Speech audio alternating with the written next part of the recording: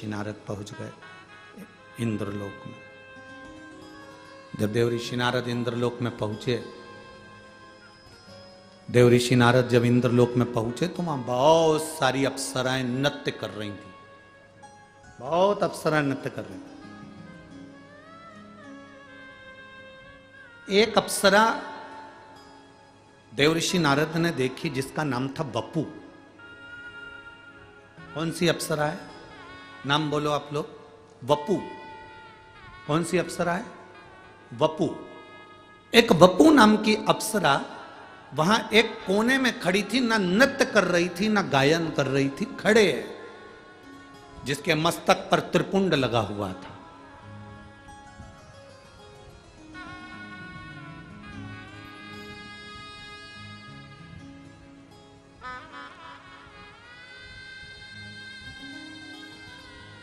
चालीस गांव की कथा में आपको कहा था,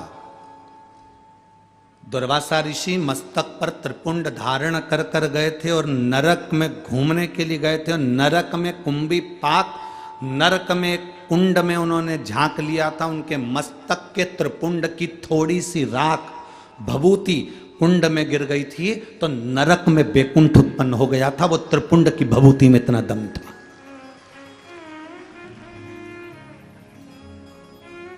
शिवजी पे चढ़ी हुई भभूत में इतना दम था। आप लोगों से निवेदन है, आप रोज भभूति नहीं लगा सकते, आप रोज त्रिपुंड नहीं लगा सकते, आप रोज भगवान का चंदन मस्तक पर नहीं लगा सकते, तो भगवान के ऊपर जो जल चढ़ता है उस जल को अपने ऊपर छीट लिया करो। 24 घंटे एनर्जी रहेगी, 24 घंटे बल।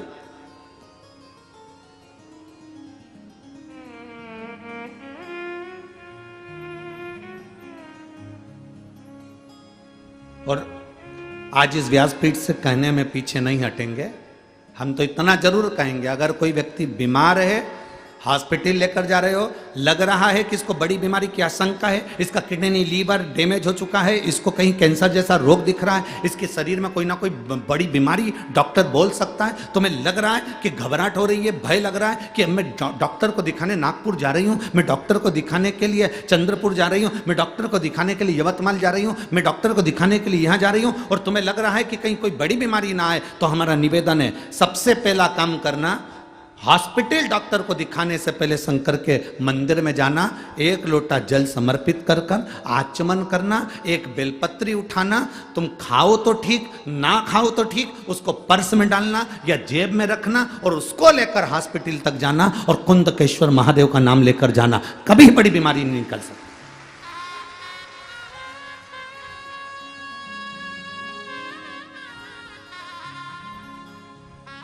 उससे मिलने से पहले, डॉक्टर से मिलने से पहले महादेव से मिलो। अकाल मृत्यु वो मरे जो काम करे चंडाल का, काल उसका क्या बिगाड़े जो भक्त हो महा काल का। जो शिव की आराधना करता हो, शंकर से मिलकर गया हो, शिव से मिलकर।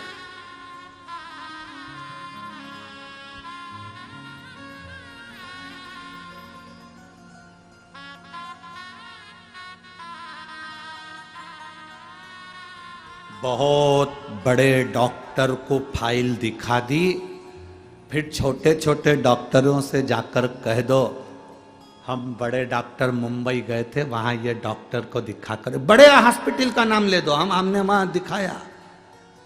फिर छोटे डॉक्टर को दिखाओ, छोटे तुम्हारे गांव के, तुम्हारे शहर के हॉस्पिटल में जाकर दिखाओ। वो फाइल देखते से ही कह देगा अरे ये तो वहां के हॉस्पिटल की है।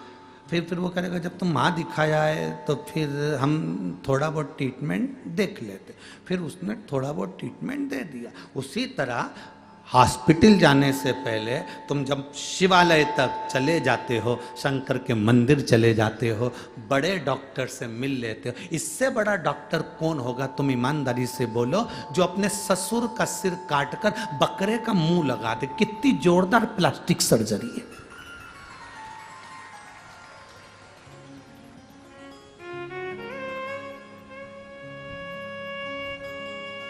एक लड़के ने लिखकर भेजा, गुरुजी ये बताओ कि गणेश जी का सिर कटा तो शंकर भगवान ने गणेश जी का ही सिर क्यों नहीं जोड़ दिया वापिस, हाथी का सिर क्यों जोड़ा?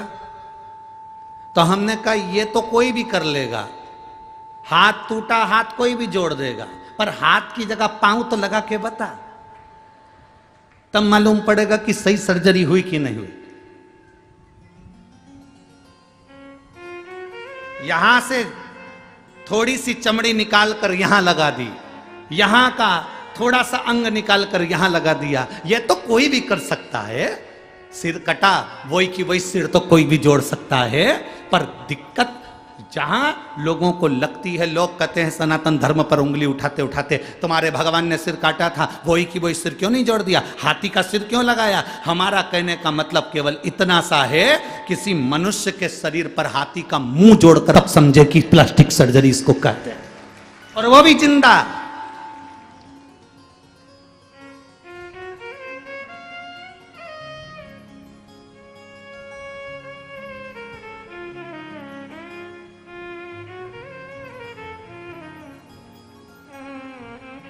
एक व्यक्ति ने हमसे कहा, गुरुजी देखो तुम्हारे सनातन धर्म में, तुम्हारे हिंदू धर्म में कितनी सारी पुराणे हैं, कितने सारे वेद हैं, कितने सारे शास्त्र हैं, कितने सारे ग्रंथ हैं, और हमारे धर्म में केवल एक, बाकी के जितने धर्म सब में एक पुस्तक, एक ग्रंथ, एक किताब है, और तुम्हारी इतनी किताब।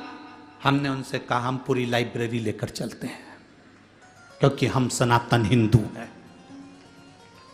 पूरी लाइब्रेरी लेकर चलते हैं, साथ में होना चाहिए, लाइब्रेरी हमारी है। एक पुस्तक टांग कर क्या करें, लाइब्रेरी हमारी है। हम विष्णु पुराण भी पढ़ते हैं, हम गर्ग संहिता भी पढ़ते हैं, तो हम सब कुछ पढ़ते हैं, कोई चीज नहीं छोड़ते, कोई चीज क्या छोड़े। तुम्हारे हाथ में किसी संत की पुस्तक आ जाए तो उसको भी पढ़ो, किसी वेद पुराण शास्त्र ग्रंथ जो आया उसका अध्ययन होना चाहिए, उसका अध्ययन हो।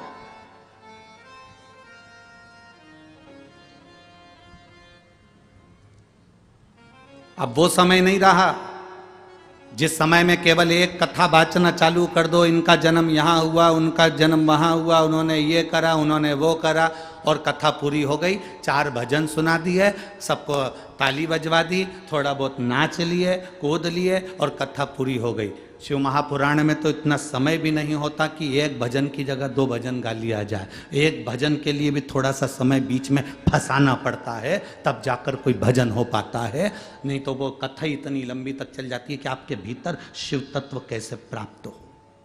हम जिसके लिए आए, हम जिस परमात्मा को प्राप्त करने के लिए आए, हम जिसके दरवाजे पर आए हैं, वो हमें कैसे मिले।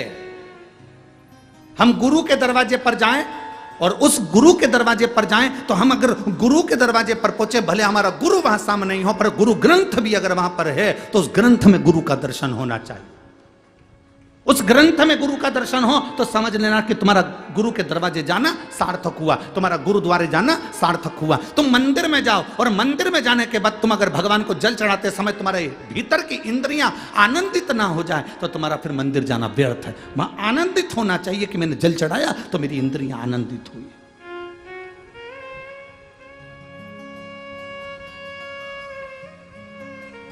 बपू खड़ी है, इंद्रलोक की सारी अप्सराओं में अलग खड़ी है, सिर पर त्रिपुंड लगा हुआ है, चंदन का तिलक लगाया हुआ, कंकु का तिलक लगाया हुआ, सिर पर थोड़ा सा तिलक लगाया हुआ व्यक्ति अलग दिख जाता है। पूरी ट्रेन में, ट्रेन के अंदर लोग चढ़े हुए हैं, और अगर आप तिलक लगाकर चढ़ गए हो तो यह पक्का है कोई ना कोई तुमको ऐसा मिल जाएगा जो थोड़ी सी जगह देकर सीट पर बिठाई देगा। तिलक का यह फर्क पड़ता है।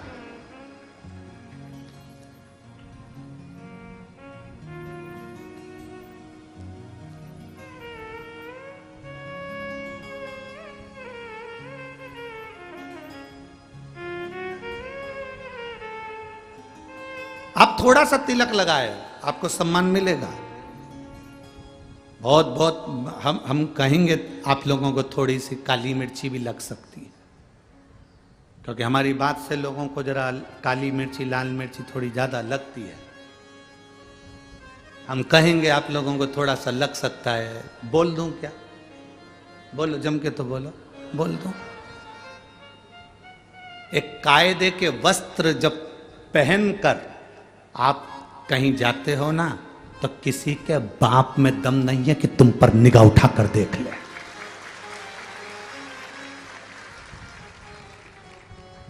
जब वस्त्र कायदे का नहीं होता तो लोग फायदा उठाते हैं। वस्त्र कायदे का नहीं होता तो लोग फायदा उठाते हैं। घाव पांव में है तो डॉक्टर से पूछना कि पट्टी क्यों बांधता है। डॉक्टर को मालूम है अगर पट्टी नहीं बांधूंगा तो ये मक्खी उस घाव पर बैठेगी, इसलिए जितना हो सके पट्टी बांध कर चलोगे तो फिर ये आड़ी टेढ़ी मक्खी नहीं झूमेगी।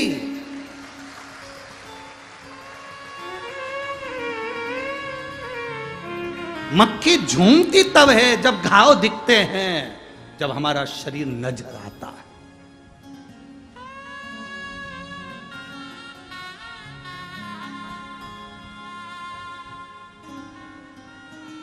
अपने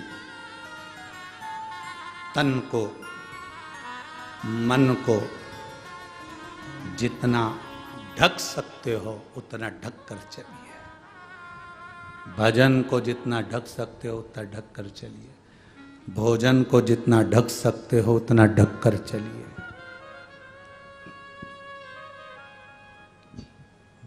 भजन